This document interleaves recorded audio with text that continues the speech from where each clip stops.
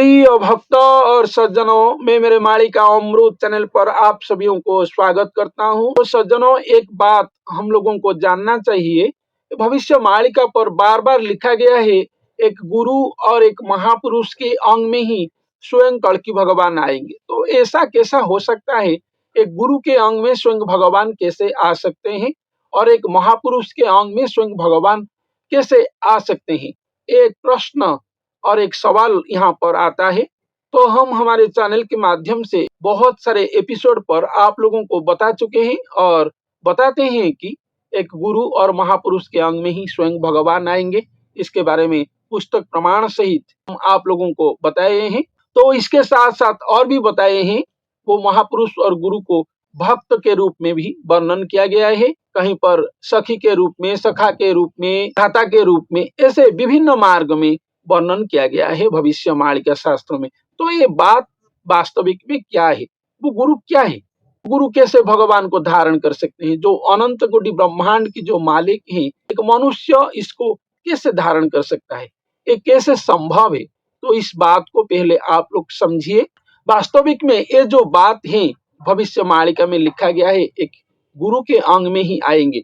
वो जो गुरु है, ये हमारे मानव सृष्टि की जो गुरु है वो नहीं है। पहले ये बात को समझिए। और वो जो भक्त हैं, वो जो महापुरुष हैं जिनको बताया गया है, ये हम जैसे हमारे मानव सृष्टि के जो गुरु लोग हैं वो नहीं है। वो गुरु हुए होंगे, वो भक्त हुए होंगे, बने होंगे, लेकिन वो भक्त नहीं है कि गुरु नहीं है। वो खुद भगवान की अंश ही है, जो कलिकाल में इस ढंग में आएंगे और इस बेस में आएंगे। ऐसे एक महा अधर्म समय में वो स्वयं निराकार ब्रह्म को और खुद भगवान जो हैं, जो अनंत कोटि ब्रह्मांड की जो मालिक हैं, उनको लाने के लिए इस वेशभूषा को वो धारण करेंगे, इस भक्ति मार्ग को वो धारण करेंगे। इसीलिए उनके बारे में लिखा गया है कि साधना साधिवारु नाही जा भवे हेबे। ये बात महापुरुष अच्युतानंद दास जी ने अपना वाल्मीकि कल्प भविष्य मालिका प्रसिद्ध पुस्तक पर लिखे हैं। तो इससे हम लोग क्या जानने को पाते हैं? भगवान क्या साधना करते हैं? भगवान साधना नहीं करते हैं।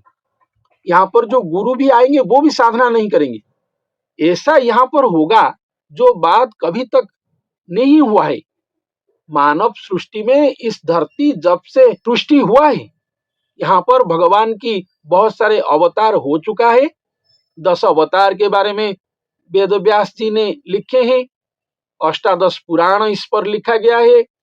24 अवतार के बारे में श्रीमद् भागवतम में लिखा गया है और 42 अवतार के बारे में भी लिखा गया है। भगवान अपना कला शक्ति को बहुत सारे रूप में यहाँ पर परिप्रकाश कर चुके हैं। तो ये कैसा होगा? ये कैसा लीला है? भगवान आएंगे तो यहाँ पर भक्त को साधना करना पड़ता है, गुरु को साधना करना पड़ता है। ऐसा भी लिखा गया है, स्वयं खुद भगवान आकर यहाँ पर जुगल स्वरूप होकर खुद भी साधना करेंगे। ये भी कैसा बात है? ये भी भविष्य मालिका पर लिखा गया है। साधना शब्द यहाँ पर क्यों आता है? तो यहाँ पर जो भक्त की, गुरु की जो साधना के बारे में बताया गया है, प्रभु अंश ने आए हैं। उनकी जो सर्वश्रेष्ठ अंश आए थे भगवान की, यहाँ पर लीला खिला करके गए हैं। त्रेता युग में प्रभु श्री रामचंद्र जी ने आए थे, द्वापर युग में प्रभु श्री कृष्ण जी ने आए थे। ये सर्वश्रेष्ठ लीला खिला है और इस नाम पर ही महामंत्र आया है, जिसको हम लोग जप करते हैं, भजन करते हैं। आज तक ये चल रहा है। लेकिन जो खुद परमात्मा है, जो स्वयं अनंत कोटि ब्रह्मांड की जो मालिक है, वो कैसे आएंगे? उनको कैसे आना पड़ेगा? उनको आने के लिए क्या करना पड़ेगा? इसीलिए स्वयं परमात्मा की जो खुद अंश है, अंश प्रतिमा जो है, उनको स्वयं परमात्मा भेजेंगे यहाँ पर। वो एक साधारण सा मानव के रूप में जन्म लेंगे। ऐसा कल्कि लीला होगा। इसको आप लोग समझिए। ऐसा भविष्य मालिका पर लिखा गया है। वही विष्णु अंश, अच्युत अंश होंगे, वही नारायण अंश होंगे।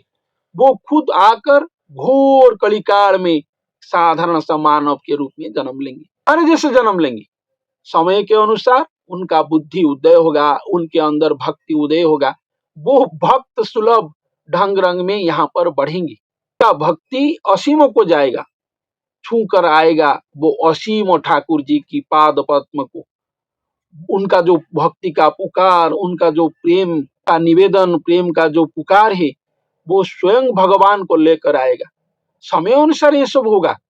इसलिए लिखा गया है कि उनका जो पहला 24 वर्ष वो सामाजिक शिक्षा, दीक्षा, गुरु करना ऐसा पर बीत जाएगा, और 24 वर्ष 24 ईयर्स उनको लग जाएगा स्वयं भगवान की साधना में। वो एक साधारण मानव से एक संस्कारी जन बनेंगे, एक भक्त जन बनेंगे, गुरु करके एक शिष्य बनेंगे, साधना करके एक साधक बनेंगे, सिद्ध साधक बनेंगे, गुरु बनेंगे, सिद्ध गुरु बनेंगे, इसके बाद श्री गुरु बनेंगे जब वो भगवान को पा जाएंगे अपने अंग में।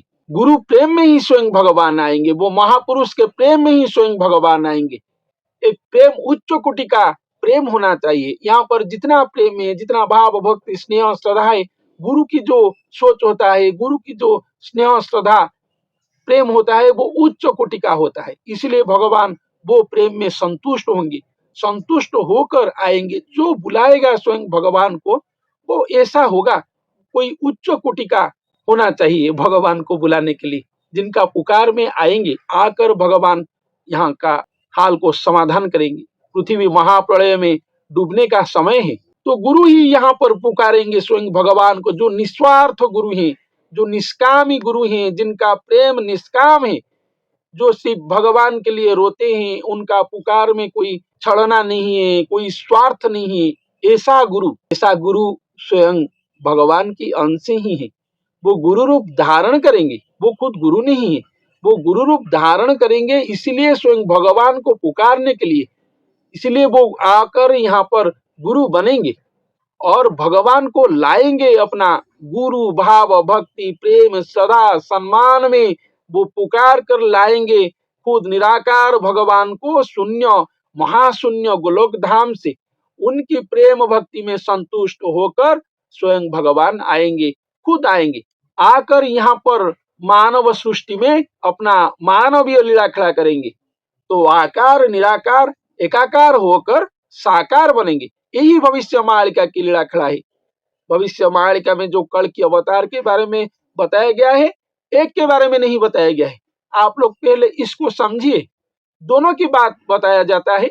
सभी युग में जो आते हैं, प्रभु श्री राम आए थे, प्रभु श्री कृष्ण आए थे, लेकिन कलिकाल में जो होगा, दोनों आएंगे, दोनों प्रभु आएंगे। भगवान दो स्वरूप में आएंगे, महाप्रभु के रूप में आएंगे, अंश आएंगे, परमात्मा की अंश, जो देही भगवान है, जिनको हम पूजा करते हैं, जो भगवान के साकार रूप हैं, वही वो भक्त हैं, वही वो गुरु हैं, वही वो महापुरुष हैं, वही हमारे भगवान हैं, वही प्रभु श्री कृष्ण जी हैं, वही श्री रामचंद्र हैं, वही नारायण जी हैं।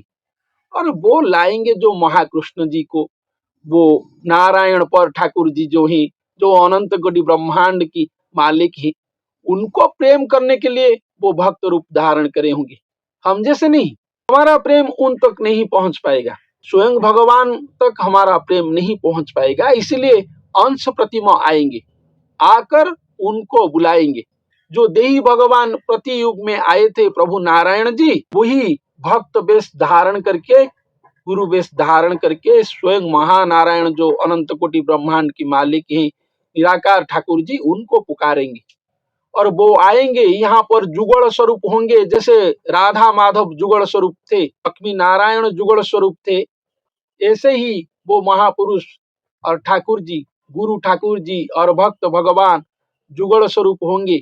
भक्त अंग में भगवान निराकार ठाकुर जी समाहित हो जाएंगे। और वो भक्त को आप गलत ढंग से समझ रहे हैं, वो भक्त ही प्रभु है, और जो भगवान है वो महाप्रभु ही है। भक्त महाकड़ा है, भगवान की अंश प्रतिमा है, जो प्रति युग में प्रभु के रूप में आ रहे थे, वही प्रभु है। और जो महाप्रभु कभी भी नहीं आए थे, किसी युग में नहीं आए थे, जो महाप्रभु, वही महाप्रभु निराकार ठाकुर जी और जगन्नाथ महाप्रभु जी उनके अंग में आएंगे। वही मनुष्य को, वही गुरु को माध्यम करके ही स्वयं भगवान निराकार ठाकुर जी अपना लीला खड़ा करेंगे, जगत भगत उद्धार करेंगे, धर्म संस्थापना करेंगे, सब कुछ करवाएंगे। और वही भक्ति प्रभु है। इसलिए महाप्रभु आज्ञा प्रदान करेंगे कि इस भक्त को ही सब लोग आराधना करो, पूजा करो, भक्ति करो, वही भक्त के नाम को भजन करो। हम तो चारों युग में ऐसे ही कर रहे थे, ऐसे ही किए थे। लेकिन कलिकाल में स्वयं भगवान आएंगे, इसलिए प्रभु नारायण अपना इस तरीका को अवलंबन करेंगे, भक्ति पथ को अवलंबन करेंगे, अपना महाभक्ति महाप्रेम पथ में ही स्वयं भगवान को प्राप्ति करेंगे। ऐसा लिखा गया है भविष्य मालिका पर, ऐसा नया बात लिखा गया है, ऐसा होगा। इसीलिए क्या होगा ना, भगवान की प्रदर्शन लीला होगा, भगवान की लाइव टेलीकास्ट होगा, यहाँ पर दर्शन लीला होगा, स्वयं भगवान मनुष्य अंग में दर्शन देंगे। कब देंगे, कैसे देंगे, वो बात उनको पता है। किस मसीहा पर देंगे, किस डेट पर देंगे, कौन बोलता है 25 पर देंगे, कौन बोलता है 28 29 तक हो जाएगा, कौन बोलता है 32 पर होगा, इससे हमको कोई मतलब नहीं है। लेकिन ये लीला खड़ा होगा, ऐसे तरीके में होगा, गुरु ठाकुर एकांग होकर होगा, ये बात लिखा गया है। ये रसामृत, प्रेमामृत, लीलामृत बातें हैं, मालिका अमृत बातें हैं, जिसको हम लोग आप लोगों तक पहुंचाने के लिए ही कोशिश करते हैं। देखिए भाई, इस बात को समझिए। बात ये है, भविष्य मालिका में ये लिखा गया है, कल की लीलाखड़ा ऐसा है, नारायण प्रभु जी ही आएंगे जो हमारे बाप हैं, लेकिन बाप का बाप आएगा इस युग में, ऐसा लिखा गया है। हमारे बाप ये है, हम लोग जानते हैं, लेकिन इस बाप के ऊपर और एक बाप है जो उनका बाप है, जो कोटि ब्रह्मांड के ठाकुर जी हैं, जो पूर्ण ब्रह्म है, वो आएंगे। इसीलिए यहाँ पर प्रभु जो है वो भक्त बन जाएंगे, उनको लाने के लिए, वो उनका मैटर है, इससे हमें क्या लेना देना, ये तो लीला खिला ही है। जब वो आएंगे, स्वयं परमात्मा और स्वयं पूर्ण ब्रह्म आ जाएंगे यहाँ पर, वो आदेश प्रदान करेंगे, अरे वही वही प्रभु है, भक्त बने, गुरु बने, उनको ही पुकारो, उनको ही भजो, उनको ही आराधना करो।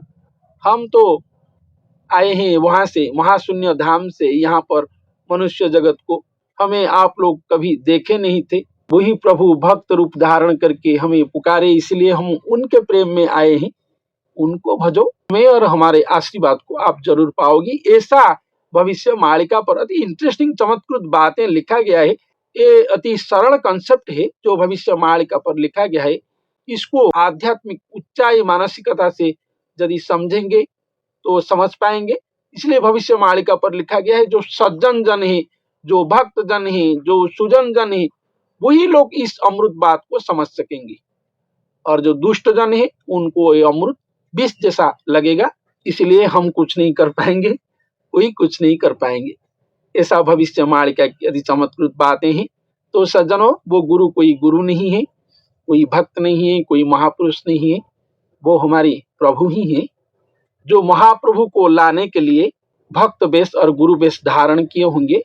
जब स्वयं भगवान की परिप्रकाश लीला होगा, वही भक्त और वही गुरु ही पूजा पाएंगे यहाँ पर धरती धाम पर। ऐसा होगा, ऐसा चमत्कृत लीला खड़ा होगा। तो सज्जनों, अपेक्षा ही अपेक्षा है, जो जहाँ पर है, जिस कर्म पर है, जिस धर्म पर है, वहां पर ही रहिए। किसी को निवारण करने के लिए कोई आवश्यक नहीं है। हाँ, यदि भूल पथ पर है, ठीक को आइए, यदि ठीक पर है, सठीक को जाइए। सत्यग्राही, सतशांति दया क्षमा में रहिए। अधर्म पाप मार्ग को छोड़कर सत्यपरायण अपने आप को कीजिए। भगवान की परिप्रकाश लीला होने तक हमें अपेक्षा ही, इंतजार ही करना होगा, भगवान को ही स्मरण करना होगा। जो नौकरी किए हैं वो नौकरी कीजिए, लेकिन मन को भगवान की पाद पद्म में दीजिए। जो सदगुरु की शरण में रहे हैं, सदगुरु की दिया हुआ नाम ही स्मरण कीजिए। तो जहां पर है वहां पर रहकर अपना मन को मनमोहन ठाकुर जी को ही दीजिए और उनकी अपेक्षा कीजिए। वो जब आएंगे तो हमें उद्धार करेंगे, नहीं तो उनको नाम को पकड़िए, भक्ति भाव में जीवन अतिबाहित कीजिए। हमारे हिंदू सनातन धर्म की जो धर्म ग्रंथ है, जो पवित्र शास्त्र है, श्रीमद् भागवतम, श्रीमद् भगवत गीता और जितना भी पवित्र ग्रंथ है, आप लोग रामचरित मानस, रामायण जिसको बोलते हैं, जितने भी पवित्र ग्रंथ हैं, हम लोग उनको पढ़ सकते हैं। यहाँ से जीवन की सार निर्यास अमृत रस जो है वहां से ला सकते हैं। उसको पढ़कर आनंदित होकर वो कथामृत को लेकर तब तक हमें चलना है जब तक स्वयं कल्कि भगवान मनुष्य स्वरूप में आकर यहाँ पर विश्वविख्यात नहीं होते और प्रचारित नहीं होते। तब तक हमें अपेक्षा ही करना है, वो लीला खड़ा को अपेक्षा करना है, लेकिन भगवान की नाम को स्मरण करके, भगवान के पाद पद्म में शरण में रहकर ही अपेक्षा करना है। तो सज्जनों, ये हमारे दिव्य संदेश है, हमारे चैनल के माध्यम से हम लोग आपको कोई गुमराह नहीं करते, कोई भ्रमित नहीं करते, ये हमारा उद्देश्य नहीं है। हम लोग हमारा सांसारिक जीवन यापन को छोड़कर आश्रम जीवन को आए हैं, भगवान की स्मरण करने के लिए एक पवित्र उद्देश्य, महत्व उद्देश्य लेकर आए हैं यहाँ पर एक अच्छी जिंदगी बिताने के लिए। तो आप लोगों को गुमराह करने से, भ्रमित करने से हमें कुछ फायदा नहीं है। हम लोग ऐसे कभी नहीं कर सकते हैं। तो जो बात हम लोग आप लोगों को बताते हैं, आपकी उपकार, आपकी मंगल के लिए ही बताते हैं। आप ऐसा जीवन अतिबाहित करिए। संध्या की आवश्यक नहीं है हमें। हम लोग ब्राह्मण सन्यासी नहीं है जो शास्त्र पुराण में लिखा गया है। जो सन्यासी है, जो ब्राह्मण लोग हैं, जो मुनि ऋषि हैं, वो त्रिसंध्या करते थे और वो करना चाहिए। लेकिन हम जो संसारिक जन हैं, हमारे पास टाइम ज्यादा नहीं होता है, इसीलिए हम सुबह शाम ही भगवान की आराधना करना चाहिए। सुबह नित्य कर्म, नित्य स्नान वगैरह करने के बाद भगवान की पूजा आराधना, भगवान के नाम स्मरण करना चाहिए। और शाम को जब हम काम से लौटे तब अपना नित्य कर्म को समाप्त करके हम भगवान की पूजा आराधना और उनका नाम स्मरण करना चाहिए। यदि हम गुरुग्राही हैं, गुरु आश्रित हैं, गुरु दीक्षित हैं, तो गुरु जैसे दिए हैं पूजा पद्धति, नाम आराधना पद्धति, हम वैसे ही करेंगे। यदि हम गुरु आश्रित नहीं है तो भगवान की जो कोई भी नाम, विष्णु जी, प्रभु जी की जो कोई भी नाम को हम हमारे मन से, सत्य मन से, पवित्र मन से उच्चारण कर सकते हैं, पुकार सकते हैं उनको। और हमारा जो हिंदू धर्म की जो पवित्र ग्रंथ है, श्रीमद् भगवत गीता, रामचरितमानस, श्रीमद् भागवतम, इसको हम पढ़ सकते हैं। उससे हम जीवन गठन की सब अमृत बातें जानने को पाएंगे और जान सकते हैं। और इसके साथ साथ हमारा खान पान भी अच्छा होना चाहिए, सात्विक होना चाहिए। हम वेजिटेरियन और सादा निरामिषग्राही होना चाहिए। मिस वगैरह हम नहीं खाना चाहिए क्योंकि हम वैष्णव हैं, विष्णु धर्मी हैं। और सादा निरामिष शुद्ध शाकाहारी भोजन करके भगवान की भक्ति आराधना करना चाहिए। भगवान की नाम स्मरण करके कड़की भगवान की मनुष्य स्वरूप जब धरती पर हमारे सामने आएंगे तब तक हमें अपेक्षा ही अपेक्षा करना चाहिए। तो सज्जनों, आज के लिए इतना ही। धन्यवाद।